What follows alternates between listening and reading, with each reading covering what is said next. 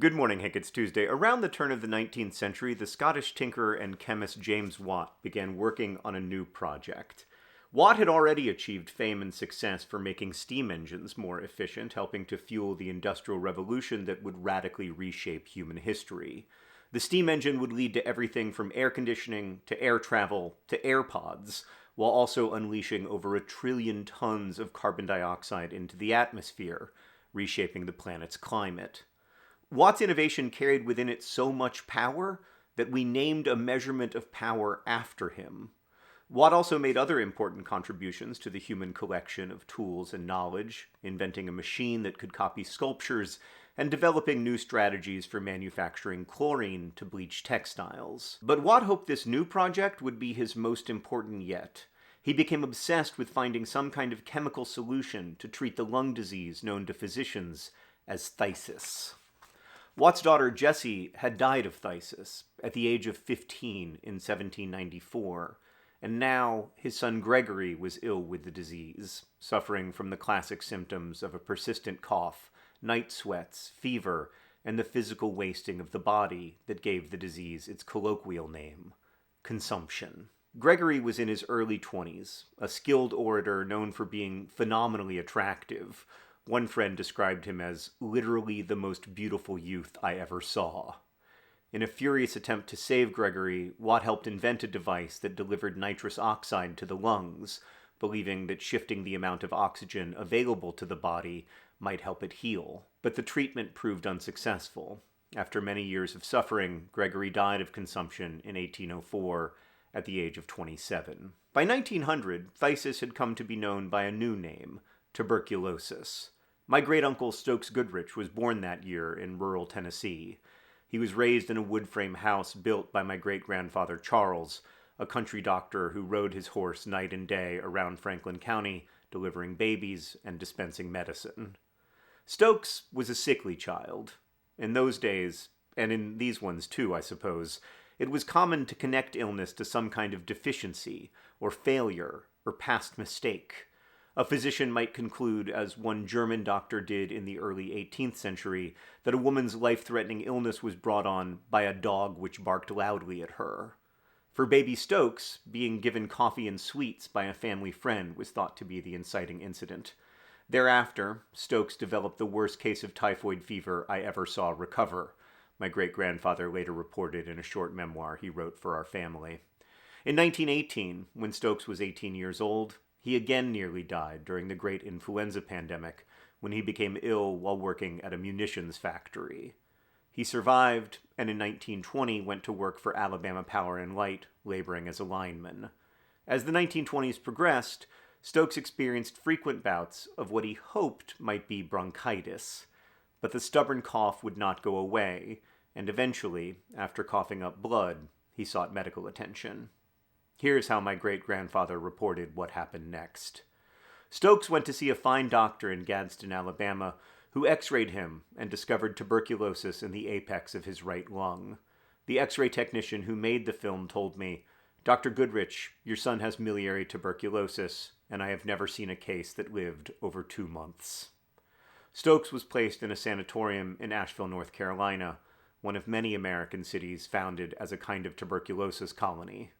Stokes had the best of care in the sanatorium, but steadily grew worse, my great-grandfather wrote, and on May 18, 1930, passed over the river to his Lord.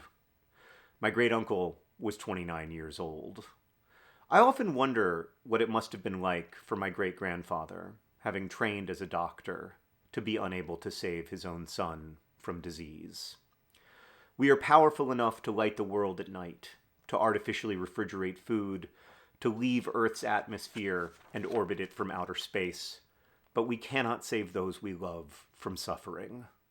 This is the story of human history as I understand it, the story of an organism that can do so much, but cannot do what it most wants. Now, we are 2 centuries removed from the death of Jessie and Gregory Watts, and nearly a century removed from the death of my great-uncle Stokes, and still, over 1 million people died of tuberculosis in 2023. That year, in fact, more people died of TB than died of malaria, typhoid, and war combined. Just in the last 2 centuries, tuberculosis has caused over 1 billion human deaths. One estimate from Frank Ryan's Tuberculosis, The Greatest Story Never Told, maintains that TB has killed around 1 in 7 people who've ever lived. COVID-19 displaced tuberculosis as the world's deadliest infectious disease from 2020 through 2022, but in 2023, TB regained the status it has held for most of what we know of human history. Killing 1,250,000 people, TB once again became our deadliest infection.